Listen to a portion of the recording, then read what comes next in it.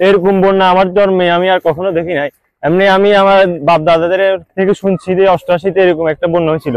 এখন শুনতেছি যে ওইখান থেকেও এটা মানে অনেক বেশি বাড়ি গেছে এই বছরের বন্যাটা। এই কয়েকদিন পর এই পর্যন্ত 3বার এরকম বন্যার আমরা কবলিত হয়েছি। এই বন্যাটা শুধুমাত্র হচ্ছে যে আপনার এই ইন্ডিয়ার এখানে যে ভারতীয় যে উজানের পানিটা ওইটা ছেড়ে দেওয়ার কারণে আমরা এই ফুলগাজীর মানুষ খুবই কষ্টে জীবনযাপন করতেছি। না হলে এরকম বন্যা হওয়ার কোনো সম্ভাবনাই ছিল না। বর্তমানে 31 চলতেছে, এই বয়সে আমি কখনো দেখিনি এরকম বন্যা।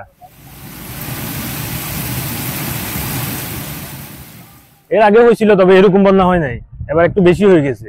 আনন্দপুর বাজার, ফুলগাজী টুলগাজী সব অবস্থা আরো বেশি খারাপ। মানুষের বাড়িঘর সম্পূর্ণ ডুবে গেছে, রাস্তা দিয়ে হাঁটার অবস্থা পর্যন্ত নাই। এই বন্যা প্রায় আজ থেকে 2 যুগ, প্রায় 2 যুগ হয়েছে এই বন্যা দেখিনি। এই বন্যার মেন কারণ হলো বাঁধ।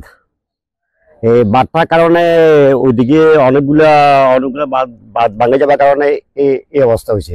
বাঁধগুলো সংস্কার করে যদি হইতো আজকে অনেক মানুষ এরকম কষ্ট।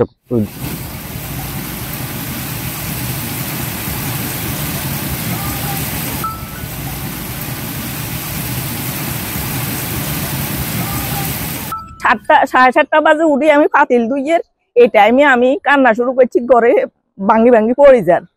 পানি মানে এমন ভাবে উঠতে আর রক্ষা করার ইয়া নাই, জিনিস সব ইয়ে হয়ে গেছে, ভিজে গেছে। রান্না বান্না করতে পারি নাই। প্রতি বছরে এই পানিগুলো ওঠে, কিন্তু এবছর সর্বোচ্চ উঠছে।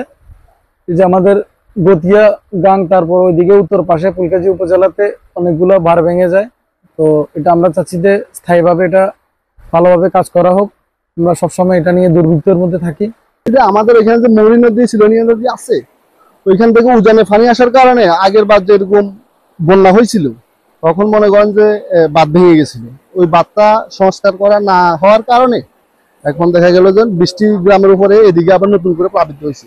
ওইদিকে ফুলগাজী ফসলের মধ্যে ওইদিকে তো হয়েছে, এখানে মনে করেন যে মাছের ঘের চলে গেছে, প্রায় 20টির উপরে আছে, প্রায় 20 লক্ষ টাকার উপরে মাছ চলে গেছে।